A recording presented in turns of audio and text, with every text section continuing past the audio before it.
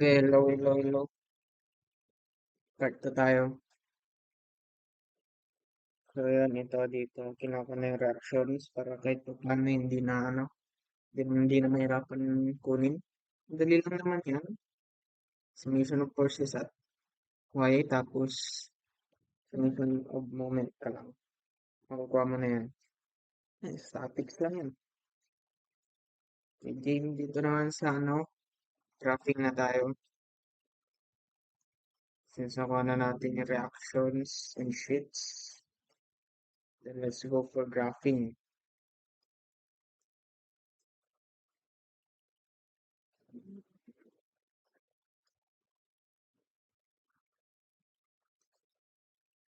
Okay, that's it.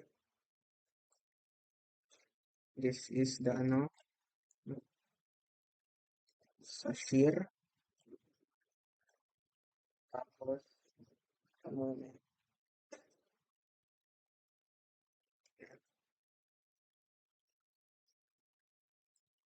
zoom in natin konti. Yan. That's it. So, yun. Dito lang naman, adjust ka ng 940. 940. Since umangat. Tapos, area ng,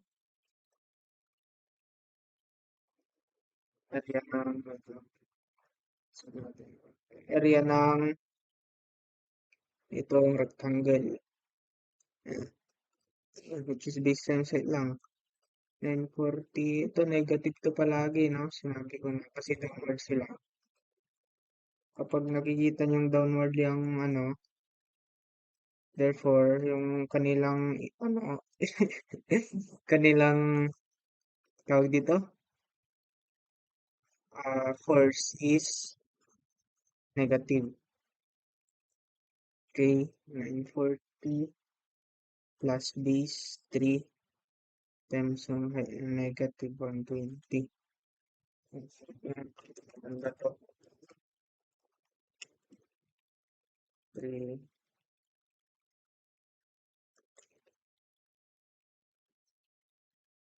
580. Baka. And ano lang naman yan, first degree. Sundin na lang natin to. Ayan. Yan, first degree. And this is 580. Ito naman. Yan. Tapos, ito ay area ng trapezoid.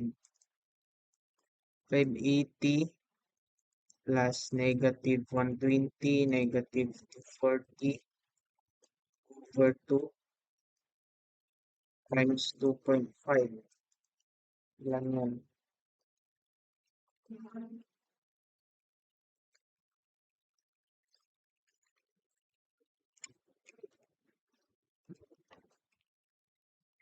130. So, 130. Maba. Dito. Let's say dito. 130 yan.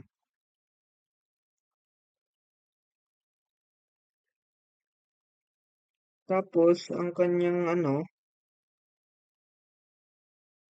that is from 120 to negative 240, therefore bumaba siya from negative 120 to negative 240. Therefore bumaba, di ba? Bumaba yung value niya. Ibig sabihin, nag-decrease siya. Ito nag-increase, ito nag-decrease. Therefore, ang gagamitin natin is ito. Nag-sad siya. Ayan.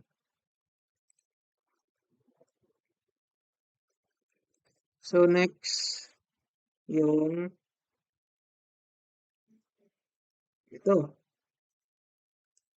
Since wala namang nangyari, chain mo lang dyan. 130, bumaba. Therefore, 130 minus 130, nag-zero na siya. Therefore, nag-close na. This graph There's nothing to do with this shit. So wala ka nang gagawin dyan. Okay, that's it. Dito tayo sa moment. Yung area to, trapezoid. Trapezoid area lang yan. So basic. One. Meron pa tayong moment dito na counterclockwise. Therefore, bumaba siya ng 3,490. Since, ano siya, clockwise, counterclockwise, haba. 3,490 negative kasi nga nasa baba. Tapos, yung positive area na trapezoid. 2,940 plus 580 times yung sukat niya na hindi yan 2.5. 3 pala yan.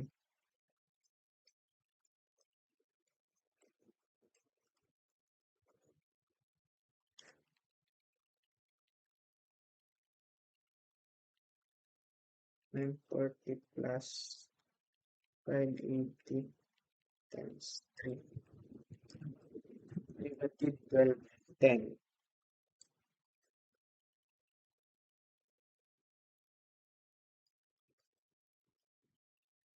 A.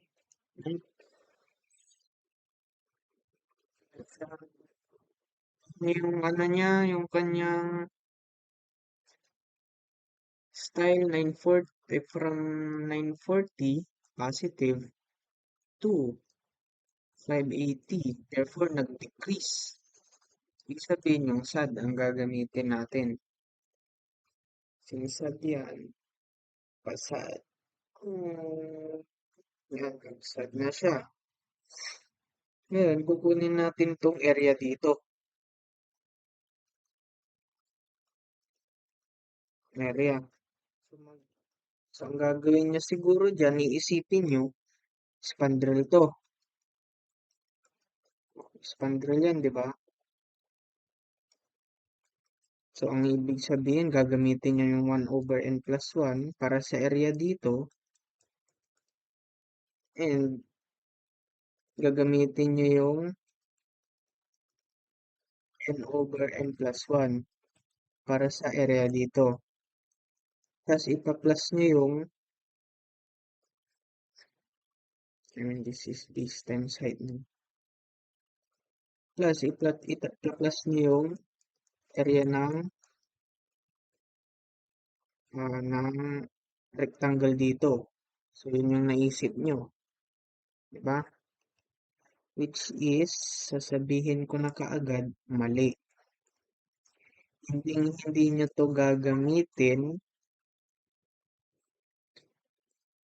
Alam nyo?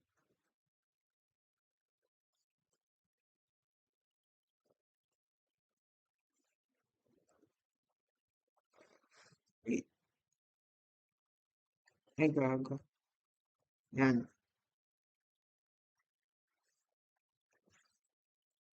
Yan. Saglit. Medyo maingay kasi. Yan. Game. So, mali yun. Bakit? Kasi, hindi naman ito vertex. So, hindi ka pwedeng ano dito ng spandrel. Mag-imagine ng spandrel. Hindi mo yan pwedeng gamitin yung n over n plus 1 tapos yung 1 over n plus 1. Kasi nga hindi yan spandrel. I mean, hindi niya to vertex. Kung makikita mo, umangat ka dyan, i-imagine mo, vertex ito. Kasi nga, kapag ka in-extend mo yan, triangle naman to, di ba? Sasabihin niya, triangle naman yan, tapos ito yung vertex ng triangle. Hindi pwede yun. Hindi pwedeng mangyari yun. Ang kailangan mong gawin dito is i-extend mo para makabuo ng isang literal na triangle. As in yung literal na triangle, hindi yung triangle dito sa nating trapezoid. Hindi pwedeng gamitin itong shape na to at hatiin at sabihin na vertex ito. Hindi yun pwede. Ang kailangan mo lang gawin is extend ang trapezoid para makabuo ng isang literal na triangle. Literal yung literal, hindi yung lateral. Putang ina nyo, utang kayo. Okay, since nakabuo na tayo ng triangle dito, imaginary triangle, nakikita nyo, this is big triangle, I mean small, this is small triangle, wait lang,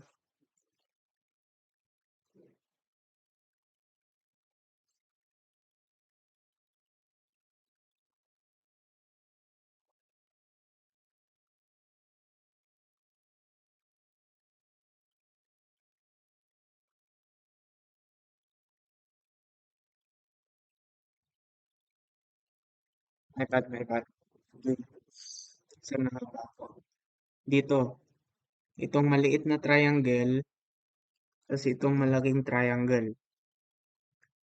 So, imagine nyo ito, in-extend ko to, sabihin nyo 3 ito, tapos ito, 3 din ito. Therefore, ang sukat ng triangle is 6 ng malaking triangle, tapos yung sukat niya is 240. Tapos sasabihin nyo itong maliit naman is 3 plus 120. Ito yan ha. Ito yung sukat ng mga katangkaran ng triangle. Sabihin nyo ganyan. Kasi yung extend ko hanggang dito, mali. Hindi yun ganun. Huwag ka mag-assume ng values dahil lang sa pag-drawing ko or pag-drawing mo.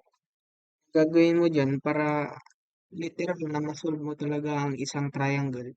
Pwede kasi yan kapag in-extend mo, nandito lang yan eh. So ito, anong shape to? Diba? I mean, anong distance yan? So, kailangan, ang gawin mo,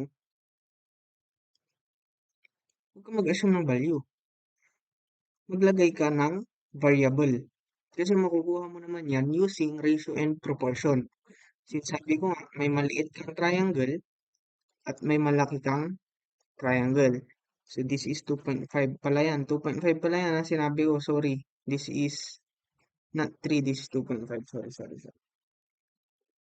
So, yun. Ito, maliit na triangle. Nag-assume ka ng value ng x.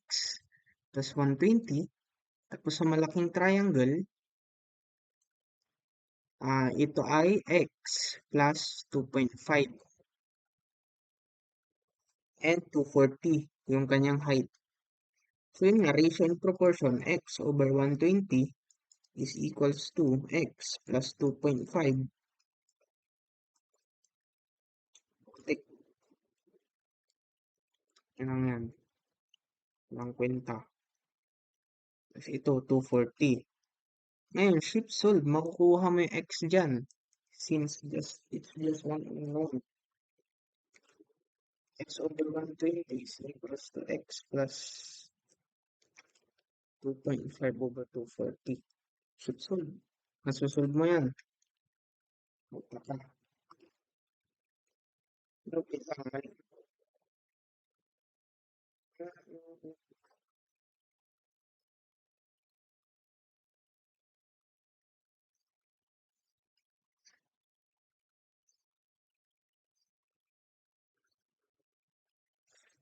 That's 2.5. Na-substitute natin, nakuha natin 2.5. So ngayon, sinasabi ko nga, huwag kang mag-assume ng value ng sukat dito. Since ang drawing ko is nakita mo, in-extend ko hanggang 3. So ang sasabihin mo 3. Pero nung sinolve natin, ano nakuha natin? 2.5. Therefore, yung aking pag-assume ng drawing ng triangle dito is hindi makatotohanan. So, ang gagawin ko, okay lang naman yan. Kung gusto kong drawing ko hanggang dyan lang. Okay lang naman. As long as nakuha ko tong value ng 2.5. Pero, para mas maganda at makatotohanan at para mas ma-imagine ko na sa pagdodrawing ng spandrel mamaya, gagawin ko na lang, iiksian ko ang aking triangle. Lagyan ko hanggang dito lang siya. Yan. So, this is the vertex. Nakuha na natin. So, yung 2.5 yan, this is 2.5. At makuha na natin, na-imagine yun, di ba? Kuha na natin yung sukat ng vertex sa maliit na triangle at sa malaki. Yun, nakuha na natin. So, hanggang sa nakuha na natin, kailangan rin nating i-extend ang ating spandrel. Medyo hindi maganda yung drawing ko sa spandrel dito, so ayusin ko na lang.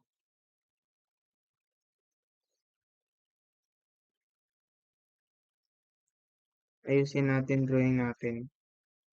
Kasi kailangan talaga alam natin yung drawing natin dito eh. Yan. So this is going to be going here. Tapos yan, 7 ay 580. Sabihin na natin 580 yan. Tapos yun, extend natin ang spandrel natin. Yan. So since vertex na yan, itatapat mo rin yan sa vertex ng spandrel. Kasi ang origin ng spandrel is laging nandito sa load ng beam. Kung nakikita mo ang load ng beam is na hindi triangle, kailangan mo yan extend at dito mo siya hanapin. Hindi mo hahanapin yan dito sa loob ng diagram. Hindi mo mahanap dyan ang vertex. Mahanap mo yan sa mismong pinaka ano ng structure or yung beam kung ano yung load niya. So since nahanap naman na natin dito sa ano, kabuo na tayo ng spandrel, yan o. Time, time, time, time, time, time, time. So na-imagine nyo na, kung di nyo man ma-imagine, sana ma-imagine nyo, this is spandrel. Diba? Drawing ko yan. Pasensya na yung drawing ko medyo tanga. Ayan, parang ganyan yan, no? Ayan. So ito yan, ito yan, ito yan. Same yan dito. Sana ma-imagine nyo. So since sana ma-imagine nyo talaga yan, so kung na-imagine nyo na, vertex na to. Therefore, pwede ko nang gamitin yung standard base times height. Kaso ang problema, ito ang kinukuha nating area. So paano yan? Paano natin kukunin yan? Hindi natin alam kung paano. So sabi ko nga, lawakan yung utak nyo, lawakan yung imagination nyo, tapos gumawa kayo ng paraan. Ako, ang paraan ko dito is, sinabi ko na rin, yung paghati-hati ng area. So, ang gagawin ko dito, i-extend ko to. Oh, na-imagine nyo na ba? Hindi ko alam kung na-imagine nyo tong sinabi ko sa inyo. Pero, ang gagawin ko dito is ganito.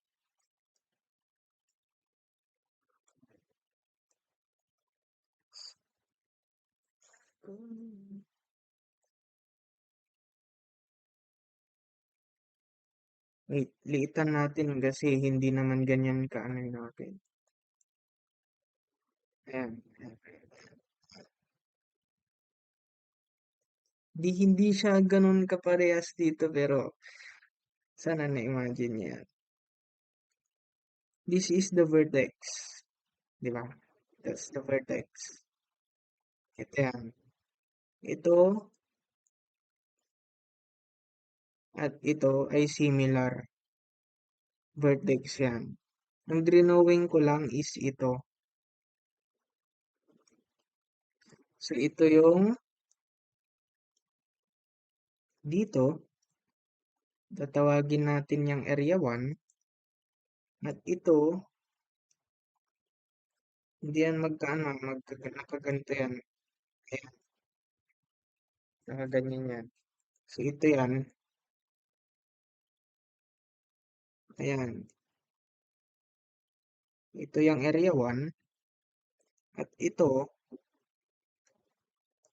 yung tatawagin nating area 2. At itong hinahanap natin is ito yan. At tatawagin nating area 3. So, pwede mo rin naman isama tong isang area which is ito, yung isa pang spandrel. So, pag sinama mo yan, ganyan yan. Makakabuo ka ng rectangle. Therefore, sabihin mong area 4 yan. Makakabuo ng rectangle at kunin mo yung sukat niyan. Ang area total mo is magiging rectangle. Pero, ako kasi para mas madali at tatlo lang yung area na gagamitin ko, yung area na lang ng nakabaliktad na spandrel. Which is, ito yun eh. Ganda yun, di ba? Kapag may spandrel ka dito, na ganyan, ito yung vertex mo. Di ba pwede mong gamitan to ng n over n plus 1 base times height. Tapos ito naman, pwede mong gamitan ng 1 over n plus 1 base times height. Eh, ang hinahanap natin dito para sa area total is ito yun. Di ba? Ibaliktad mo yan, ganito yung area niya. So, ang gagamitin natin para sa total area dito is n over n plus 1 base times height. So, ganun lang. Sana nag-gets nyo yan. Ang alam ko, magigets nyo naman na yan eh. So, ayun, nakuha na natin ang ating area. Ang problema, paano yung sukat? Hindi natin alam sukat nito, alam natin sukat nito, at alam natin sukat nito. Pero ang problema, hindi natin alam sukat nito. Yun nga, which is ito yun. So, ang gagawin natin dyan? Oh, wait lang. Hindi, wag na. Isulat ko na lang para mas maganda. Mas may imagine natin. This is 2.5 and this is 2.5 also. Therefore, may sukat tayo dito na 2.5 plus 2.5 is equals to 5 ang kabuuan. So, ang anong na lang natin dito is ito at ito. So, anong gagawin natin dyan? Eh di, dati lang din. Ratio and proportion using spandrel. Itong spandrel na maliit, kikita niyan. Tapos, itong spandrel na malaki. Di ba? Good shot na. Since meron tayo ditong sukat sa base na dalawa. Therefore, pwede nating makuha yung height nito, tas yung height nito. Which is, yung height nito is same dito. Which is ito yun. At yung height nito, at height nito, kabuuan, which is ito yun. Yan, na-imagine nyo ba ako? Sana. So yun, i-isolate natin itong maliit na tayong spandrel dito. Saan natin ilagay yan? Dito na lang din sa taas.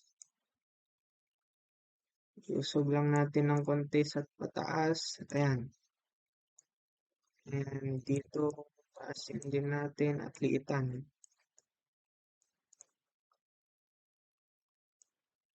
Liitan natin to para hindi sila para magkasya.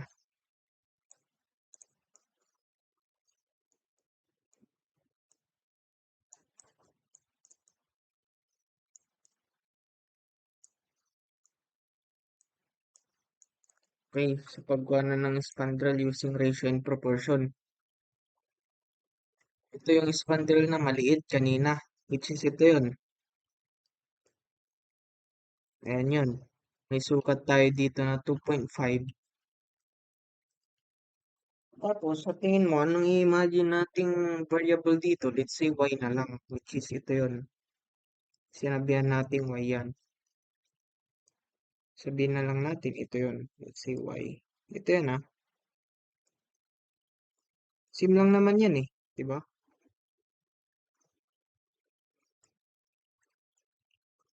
Sim lang yan. So, y. Dito ko na lang nilagay para hindi siya nakakalito. So, sa malaking spandrel naman, which is ito yan, diba? O, yan. Malaking spandrel.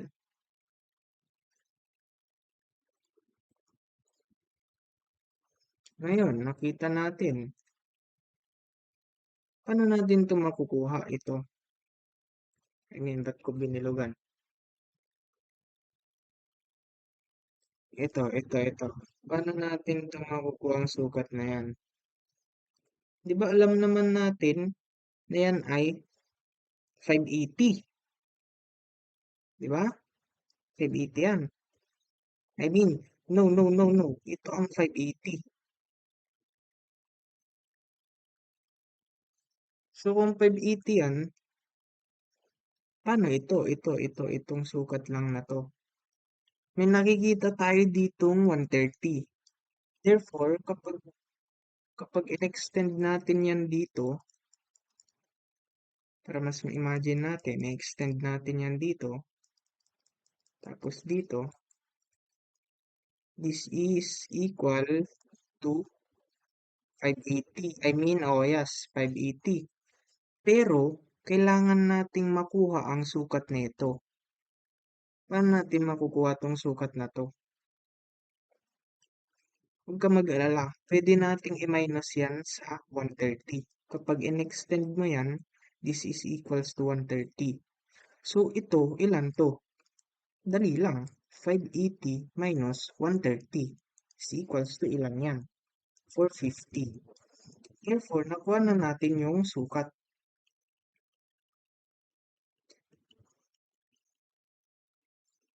So, ibig sabihin, ang sukat niyan, kasi ang pangit kasi kapag merong ano eh, ganyan eh.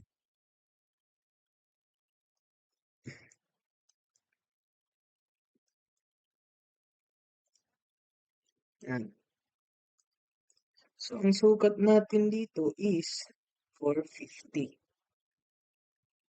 Nakakasunod pa. Therefore, itong pinakamalaking sukat dito, this is 450. So, ano to? This is y. Therefore, pag pinagsama mo yan, it is equals to y plus 450. Ibig sabihin, ang sukat nito is y plus 450. Tapos dito is 5. Pero nga sinabi ko nung nakaraan, ang ratio and proportion ng spandrel is laging squared yung base. So, 2.5 squared over y is equals to 5 squared over y plus 450. Yan, shift solve. Makukuha niyo yung y dyan.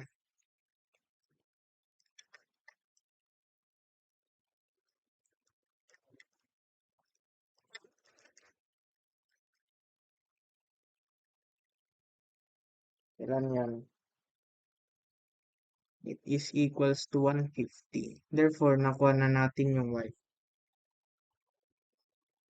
So, ibig sabihin, ang sukat pala nito is 150 at ito ay 450 na kapag nag-total is equals to 600. Okay. So, ito sinabi ko nga, area total is itong kabuuan na naka-equal siya sa area 1 plus area 2 plus area 3. So, ngayon, anong anong mga formula ng mga bawat areas dito? Itong area total, may formula tayo dyan na n over n plus 1 base times height. Bakit? Kasi may vertex tayo dito. Vertex niya yan. So, meron na tayo sa area total. Check. Sa area 1, ano yung formula ng area niya dito? N over n plus 1 pa din. Bakit? Kasi vertex niya to. Kung hindi niya siya ma-imagine, bakit n over n plus 1, pag in-extend mo to at nilagay mo dito, therefore, this is, ay isolate natin, ganyan siya.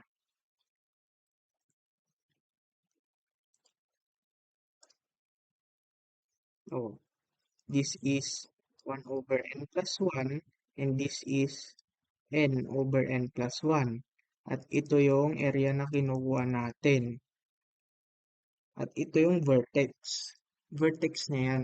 Therefore, pwedeng-pwede natin gamitin yung formula na to. Di ba? Ganun lang, basic. Madali lang.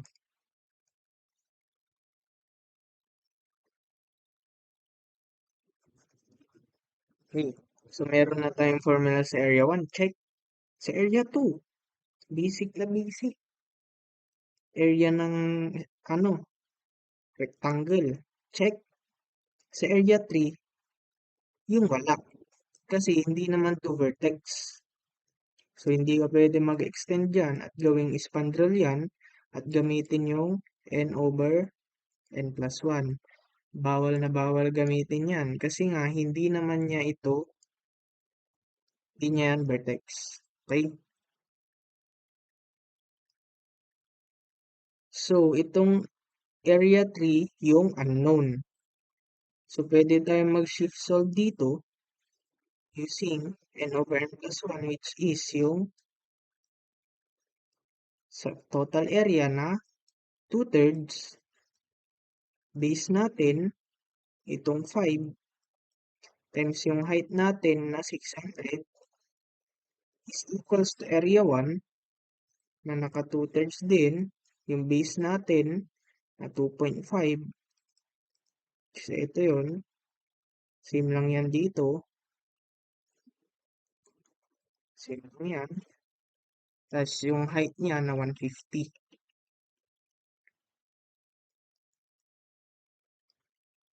Plus yung area 2 na rectangle. Base natin na 2.5. Tapos yung height natin na 450. Plus yung area 3 na unknown. Therefore, shift solve, makukuha natin yung area 3. Ilang pag solve natin,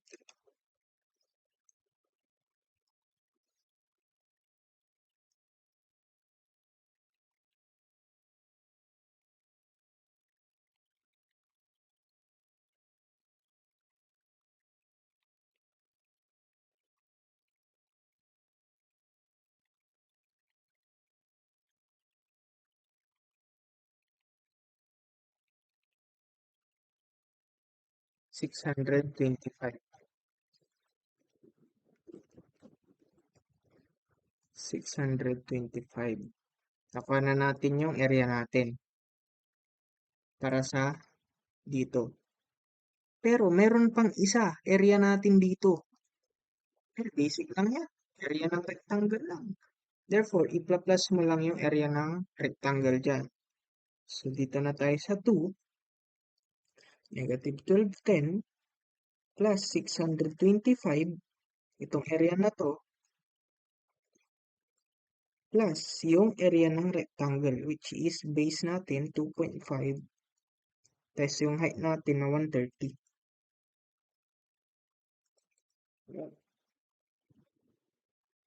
Ilan yan?